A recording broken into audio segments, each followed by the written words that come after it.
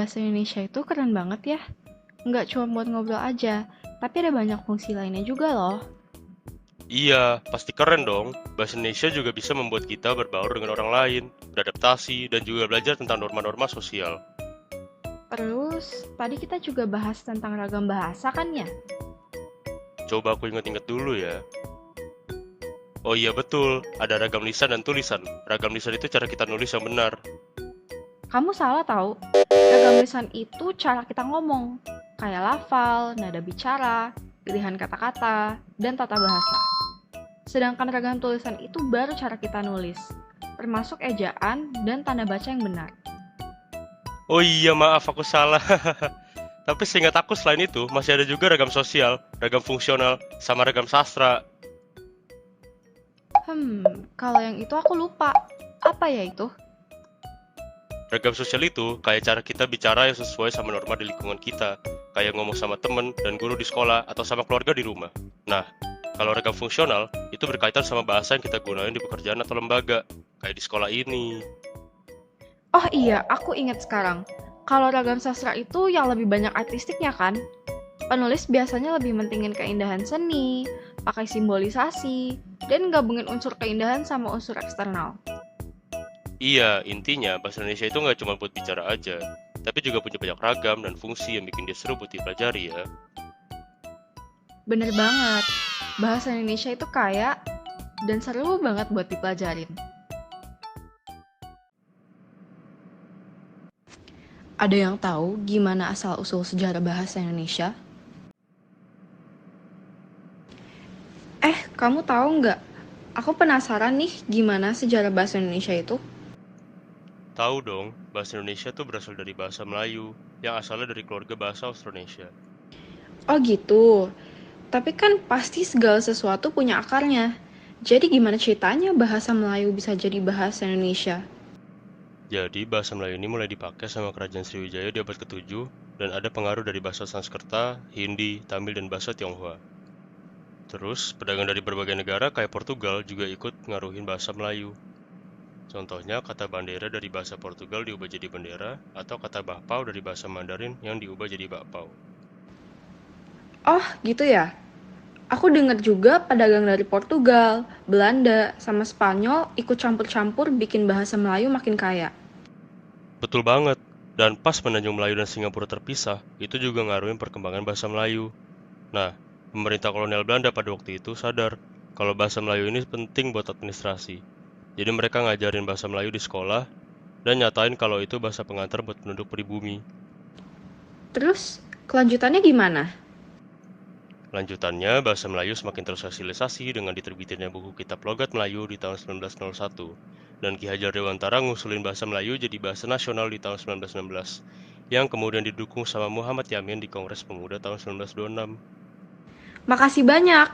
Aku jadi lebih ngerti sejarah bahasa Indonesia sekarang. Sama-sama, sekarang kita tahu gimana sejarah bahasa Indonesia berkembang.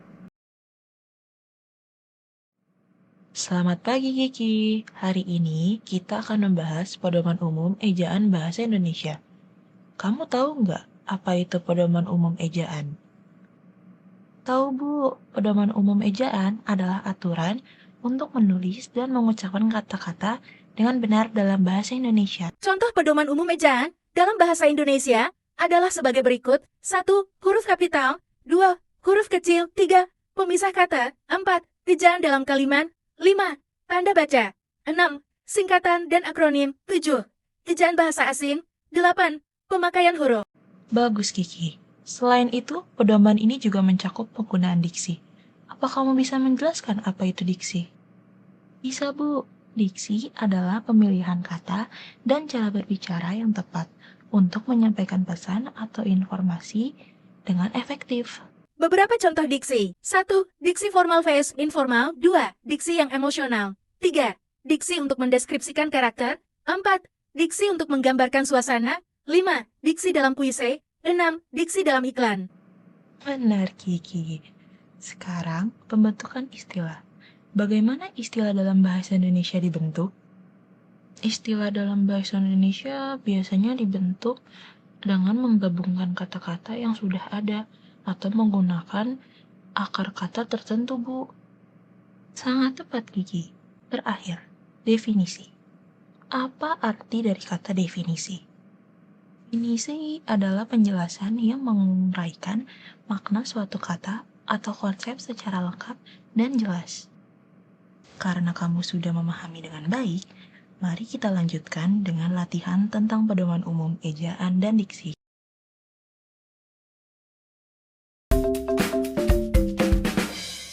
Anak-anak, ayo duduk. Kita mulai pelajaran kali ini dengan kalimat efektif. Sebelumnya, ada yang tahu nggak kalimat efektif itu apa? Saya nggak tahu, Bu. Nah, karena belum ada yang tahu, maka akan Ibu jelaskan ya. Jadi, kalimat efektif itu adalah kalimat yang jelas dan mudah dipahami.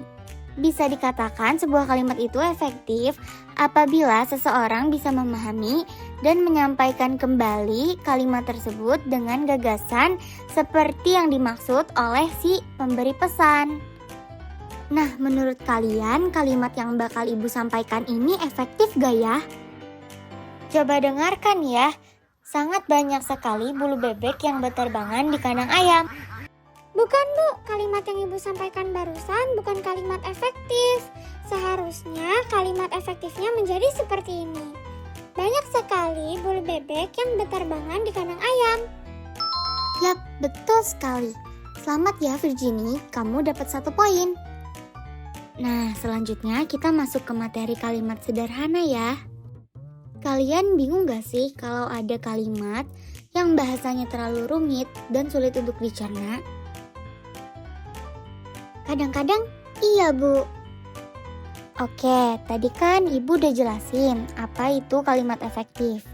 Sekarang kalian tahu nggak apa itu kalimat sederhana? Setahu saya, kalimat sederhana itu terdiri dari satu klausa, tapi nggak ada perluasan dari tiap unsurnya, Bu. Terus juga dilengkapi dengan subjek, predikat, objek, dan keterangan. Nah, bener banget. Fungsinya juga untuk mempermudah dan memahami dari tiap kalimat ke penerima pesan. Nah, Ibu akan memberikan contoh kalimat yang belum diubah ke kalimat sederhana. Perhatikan baik-baik ya.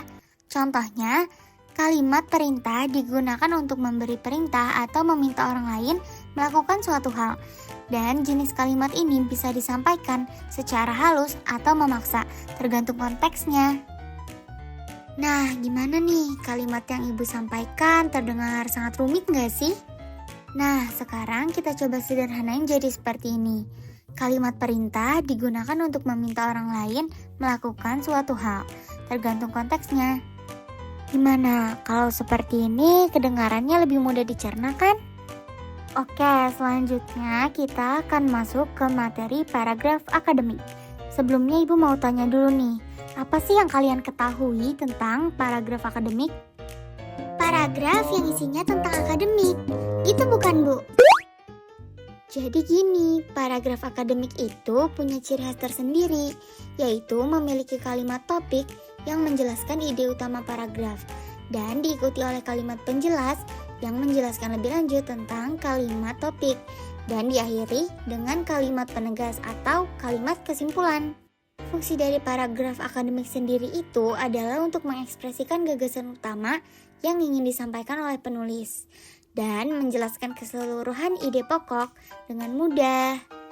Oke, jadi sekarang Ibu akan kasih kalian waktu 5 menit untuk masing-masing dari kalian buat sebuah paragraf akademik, lalu salah satu presentasikan di depan teman-temannya yang lain ya.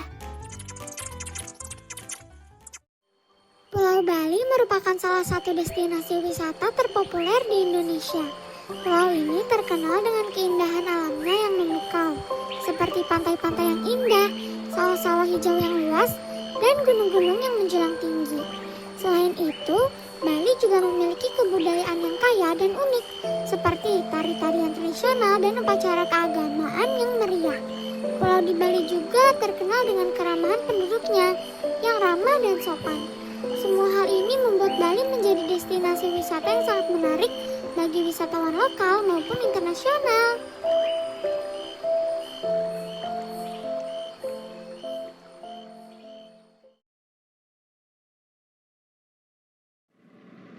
Hei, kamu tahu gak, ada yang baru saja kena marah dosen karena katanya dia memplagiat karangan orang lain. Aku sih nggak paham apa itu plagiarisme. Serius, itu berat banget loh hukumannya.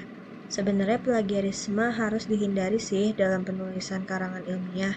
Tapi kayaknya aku mau bahas topik karangan ilmiah dulu deh ke kamu. Jadi, sebuah topik karangan ilmiah adalah subjek atau masalah tertentu yang akan dibahas dalam karangan. Biasanya topik tersebut harus relevan dengan bidang studi tertentu atau penelitian yang sedang dilakukan. Oh, begitu. Jadi bagaimana cara memilih dan menggunakan topik karangan ilmiah? Pertama, kamu perlu memilih topik yang benar-benar menarik bagimu dan relevan dengan bidangmu. Misalnya, jika kamu belajar tentang lingkungan, kamu bisa memilih topik seperti dampak perubahan iklim terhadap ekosistem laut. Oh, gitu ya caranya.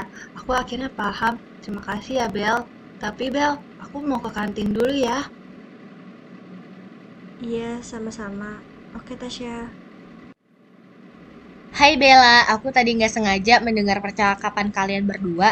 Aku boleh tanya nggak? Apa yang membuat hal itu berkaitan dengan plagiarisme? Boleh, pertanyaanmu bagus, Anita. Plagiarisme terjadi ketika seseorang mencoba mengambil pekerjaan orang lain tanpa memberikan kredit atau mengakuinya sebagai hasil penelitian mereka sendiri.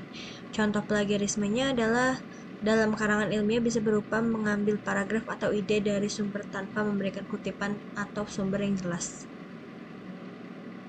Jadi sangat penting ya untuk selalu memberikan kredit kepada penulis asli ketika kita menggunakan ide, kata-kata, atau data mereka dalam karangan ilmiah kita.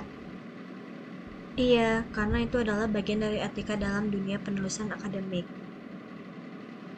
Oke, akhirnya aku paham. Terima kasih banyak ya Bella. Sekarang aku lebih ngerti tentang topik karangan ilmiah, cara menggunakannya, dan bahayanya plagiarisme dalam penulisan akademik.